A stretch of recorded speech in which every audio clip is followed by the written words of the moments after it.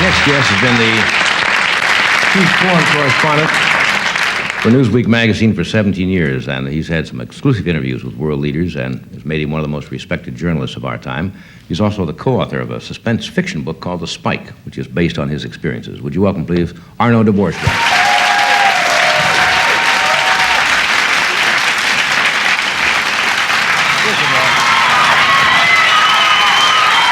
Arnaud, good to see you again. See you again. Same tailor, I see. Huh? Well, look like an act or something. Of all the people you have interviewed, or let's talk about all the people you wanted to interview and couldn't. Who turned you down? I happen to know, but... Well, Brezhnev turned me down, and after writing The Spike on how Soviet disinformation operates in this country, obviously I don't have much of a chance of seeing him, so I'm waiting for a change of leadership in the Soviet Union. You think there will be one? There's bound to be. I mean, they're all over 70 now. Right. Reagan's a young man compared to the Soviet leaders. That's right. They hang in there for a long time. Did they give you any reason when you wanted in? You just said absolutely no. I've just been turned down every time I've asked for a visa in recent years. Yeah. Who's the most fascinating? You get asked this question all the time, but who did you find the most open, most candid? I think without any doubt, President Sadat of Egypt. Fascinating man. Right. And very easy to talk to. Right. And a lovely wife. Very congenial atmosphere every time you're there, and I've interviewed him about 13 times since 1970.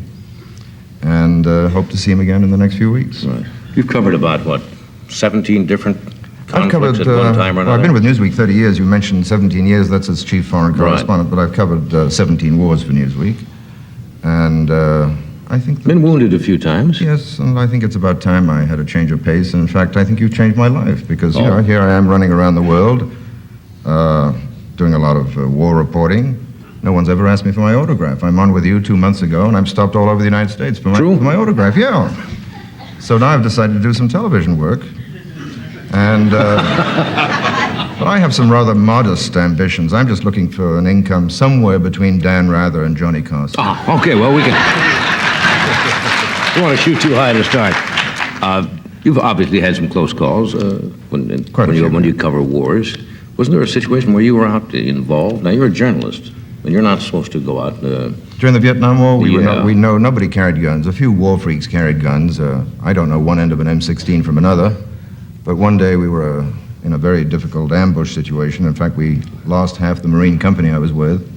I was hit at that time, and it was really a question of throwing grenades or getting killed. And then the International Press Institute in Zurich complained that as a correspondent I'd been involved in combat and had been throwing grenades. So I said, what the hell was I supposed to do? And I said, well, you should have said press, which is Bao Chi in Vietnam. Like they would respect that immediately. Of course. Certainly. Press. We've talked about your book, which I find fascinating, called The Spike, which is a term used in journalism. I'm sure you've all seen that thing that sits up and... Well, it's used symbolically, as you know, Johnny, because in this day and age we have computers and... Right. You just push a button and kill a story. But in the old days, they used to... Put it on that nail-like instrument and spike it. That would be a kill. That's it. Why did you make the book nonfiction, or fiction? Why didn't you make it Well, because fiction? We tried to use the political spy thriller as a vehicle, right. not only for entertaining, and apparently we have entertained since we're now at the top of the bestseller list. Yes, I know. But as a means of informing. We could have done a PhD thesis and have been read by 5,000 people. Right. So, as it is, we've been read by apparently close to 200,000 people. Right. The theme of your book, of course, has to do with spying, but in a little bit of a different way. We call spying about misinformation and manipulation, disinformation rather, and supplying or not supplying what the American people are supposed to hear. But I get the impression when I read your book, and I've seen you on a couple of other shows. Are the American people that unaware? Is our own government that unaware of what you say is... Well, I think it is, and witness the fact that the president didn't seem to know what Billy Carter was up to.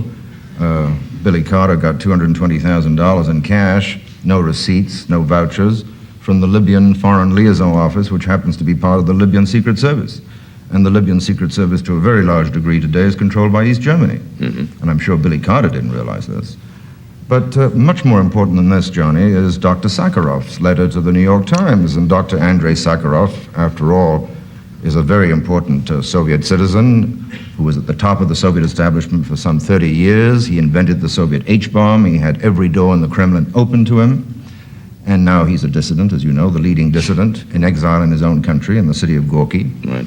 He smuggles out a 7,000-word message to the New York Times, in which he warns in no uncertain terms about two things: the penetration and manipulation of our media by the KGB, and links between international terrorist movements and the KGB, the Soviet Secret Service. Right. And Sakharov says there are people who have been bought in the most direct sense of that word, and not always with money. And he says, I'm referring to a great many businessmen, a great many writers, a great many journalists and intellectuals. And coming from Sakharov, that has to be taken seriously, because he was at the top, as I say, of the Soviet establishment, and he knows what's going on behind the scenes. Don't you, in a way, though, find that the publication of this article goes against what you're saying?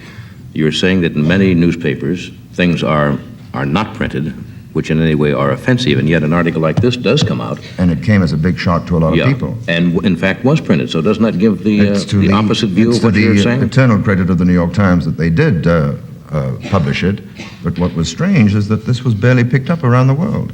Another case, which has just come to light since our book was published, is Pierre-Charles Pathet in Paris. He's 70 years old, a very well-known French journalist who's just been convicted, sentenced to 5 years in jail by a French state security court on charges not of classic espionage, but disinformation, working directly for Directorate A of the KGB, and by the end of his career, the articles were being written for him in the Soviet Union, and they were being published in the French press under his byline as his own article.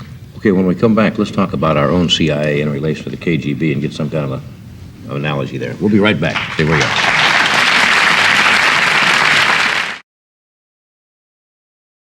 Arnaud, there seems to be now a resurgence in this country to reestablish the CIA as really what it started out to be, was a gathering of intelligence, and for a while they were very unpopular.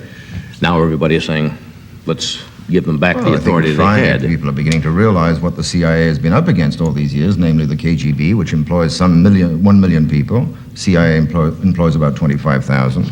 Admittedly, about 600,000 of the KGB types are engaged in internal security to keep that totalitarian state under control. But what this incredible situation we found ourselves in over the last 10 years is that we somehow came to the conclusion that there was a basic incompatibility between a strong and healthy democracy and a strong counterintelligence and covert capability. And look at Israel. There's a typical example. Israel would not have survived without Mossad, the Israeli Secret Service. You think possibly they came into disfavor because they were really involved sometimes in some domestic things on private citizens that turned everybody off? That's quite true, but if you talk to Tom Powers, who's the man who wrote The Man Who Kept the Secrets on Dick Helms, the former head of the CIA, Tom will tell you that the CIA was always acting under executive control. And if we have a quarrel with the CIA, we should pick our quarrel with the executive of that time, not with the CIA.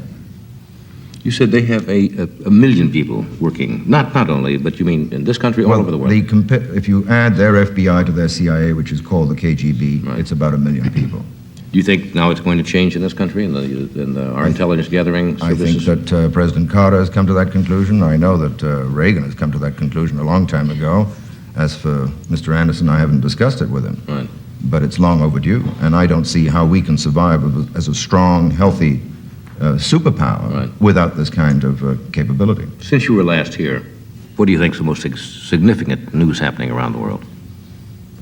The most significant news happening is still what's going on in the Persian Gulf. I think that the other shoe remains to drop in Iran. We have not seen the end of that revolution. It's coming. There was an aborted coup while you were on vacation. I was in close touch with some of the people who were involved in this thing. It was the attempt in London on Bakhtiar? Well, that was involved in Paris on Bakhtiar, on Ali Tabatabai in Washington yesterday, who was killed. Which they carried off. As usual, we could always spend a lot more time talking about what is happening. The book, which is on the bestseller list, The Spike. Fascinating. Good to see you again. Where are you off to now? I'm off to Monte Carlo, and I'm going to go to Positano on a boat on the 9th of August.